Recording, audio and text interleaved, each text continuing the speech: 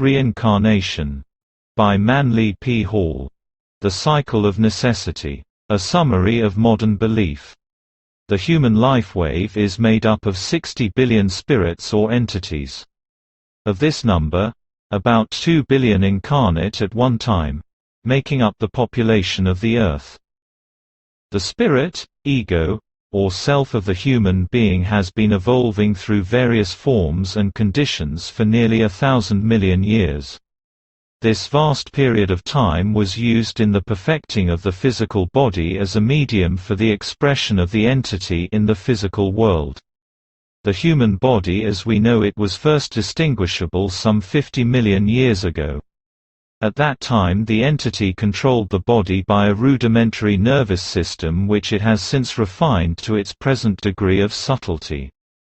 About 25 million years ago the division of the sexes made sight and thought possible in the body. From that period to the present time the entity has been constantly refining the body which serves as the vehicle of its physical expression.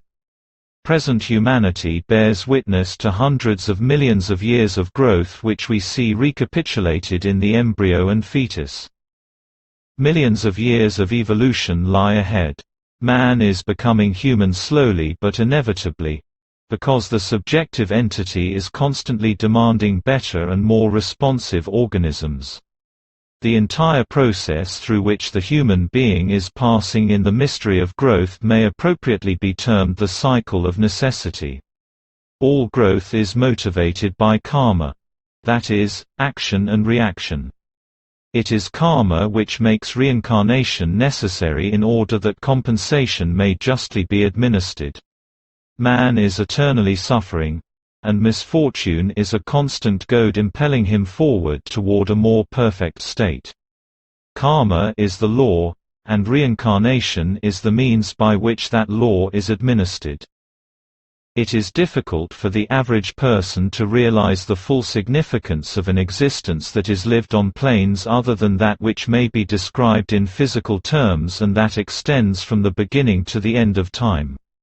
But regardless of his actions, regardless of his virtues or vices, regardless even of his efforts to destroy himself, man is an immortal, eternal being manifesting through an infinite sequence of bodies, each a little nobler than the one before.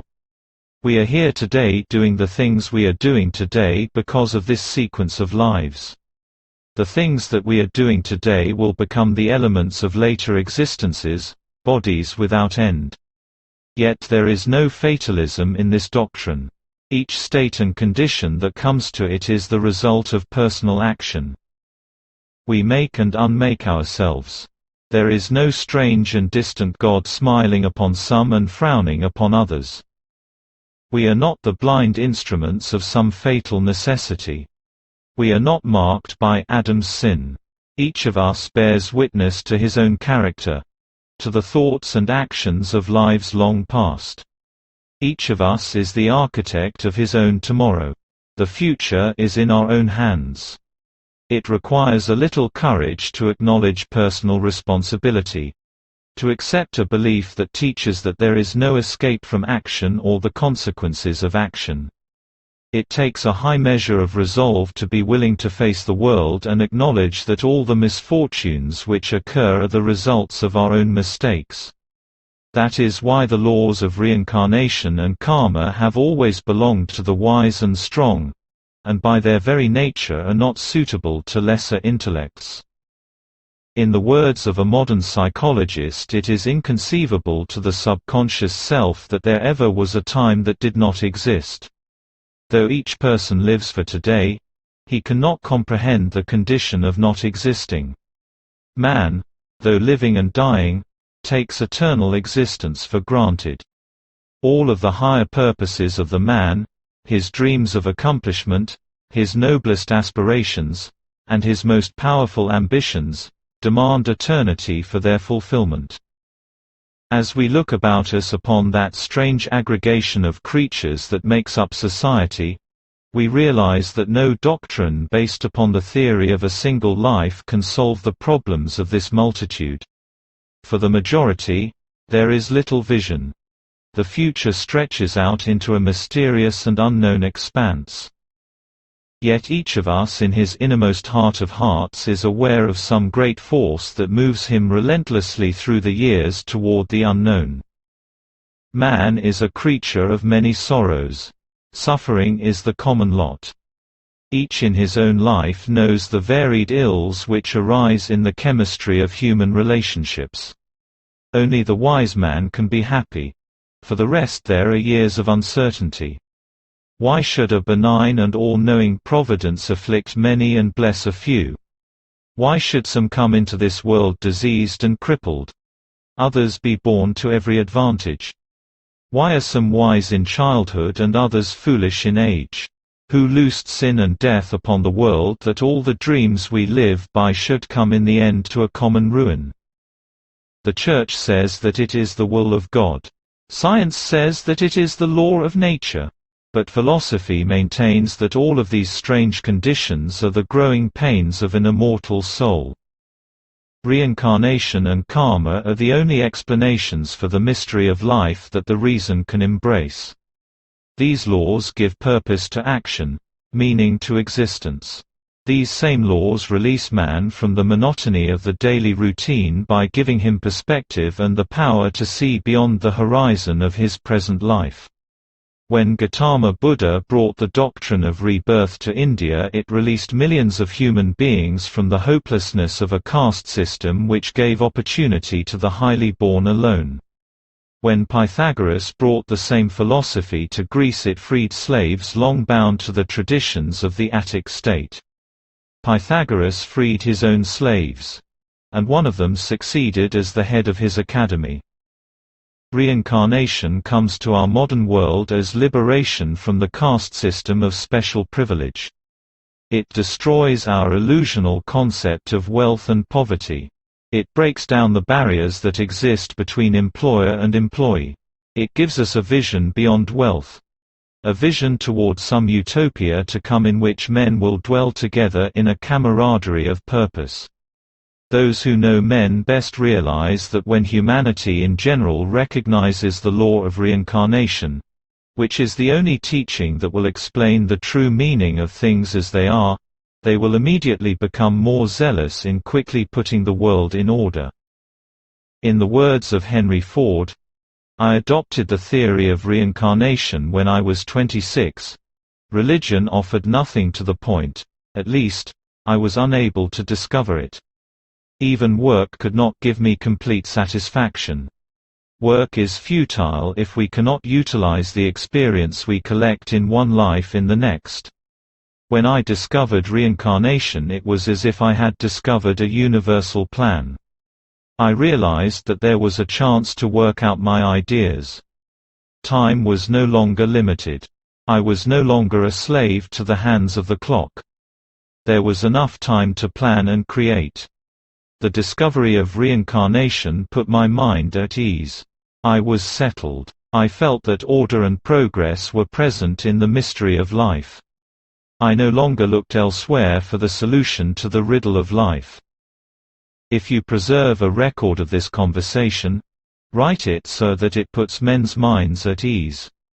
I would like to communicate to others the calmness that the long view of life gives to us. We all retain, however faintly, memories of past lives. We frequently feel that we have witnessed a scene or lived through a moment in some previous existence. But that is not essential. It is the essence, the gist, the result of experience, that are valuable and remains with us. Reincarnation and karma also light the dark mystery of ethics and morality. These laws give reason to right action, revealing that every action is intimately related to the progress of the individual. We no longer do right because of scriptural admonition, but because we have learned the meaning of right and wrong as they react upon us through the law of karma. We grow through every thought and action. We learn not for one life, but for eternity. Each art and science that we master becomes part of the immortal self flowing through the ages. It is no longer difficult to understand how genius flows from the fountains of the past, how each of us brings into this life the essence of all that has gone before.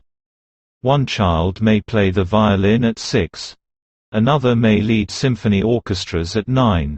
A third, a little boy in Burma, may teach the most profound of Buddhist doctrines at the age of 8. Reincarnation and karma alone explain these phenomena, and also explain all the hidden powers and impulses, characteristics and traits, which come with us into birth. Plato believed and taught that all learning was remembering, and the very word education originally meant to draw forth that which already was known. We all come into the world with abilities, talents, and peculiar aptitudes. We are destined to certain labors by the karma which we have brought with us out of the lives gone before.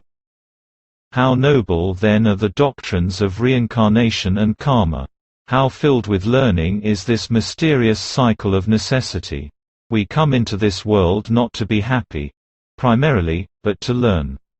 Life after life we pass through complicated experiences until in the fullness of living we learn to grow happily. Happiness is the byproduct of our harmonious adjustment to the universal plan. Where do we exist between lives? What is the subjective state? Is the entity in heaven or in hell? The philosopher replies that whether living or dead, man is always himself. For a time he manifests objectively, taking into himself the experiences of the outer world, and then for another space of time he is subjective, assimilating into soul power the experiences of his physical existence. According to the doctrine of rebirth, we may add nothing new to ourselves in the intervals between lives. During this time we examine, order, and classify the experiences we have gained. We make them part of an immortal self that, enriched with experiences, proceeds into another body. There are some who, hypnotized by physical existence, struggle to hold the possessions of their physical lives. Having achieved wealth, honor, and power, they forget that these temporal glories have a small place in the universal plan.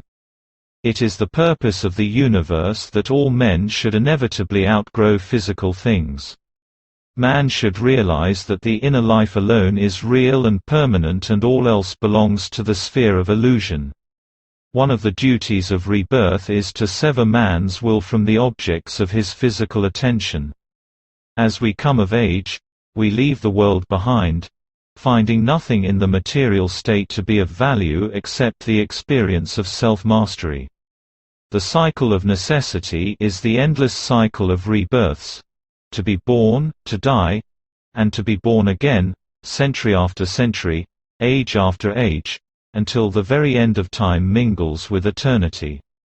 The cycle of necessity is symbolized in the East by a spinning wheel to which human beings cling tenaciously, the ignorant clinging to the smaller life they know while the enlightened pass on to a larger life they have come to understand. The cycle of necessity is the symbolical name which represents the great time and effort, the period of striving after truth through which each entity must pass. The laws of reincarnation and karma make possible the constant progress of all living things. Not only does man grow, but the sticks, stones, and stars grow with him. All are unfolding together.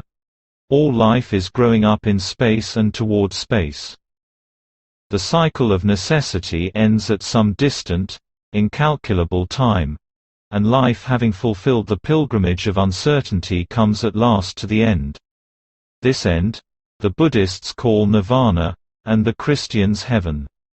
But names mean nothing. All such terms merely represent rest after labor, peace at the end of seeking.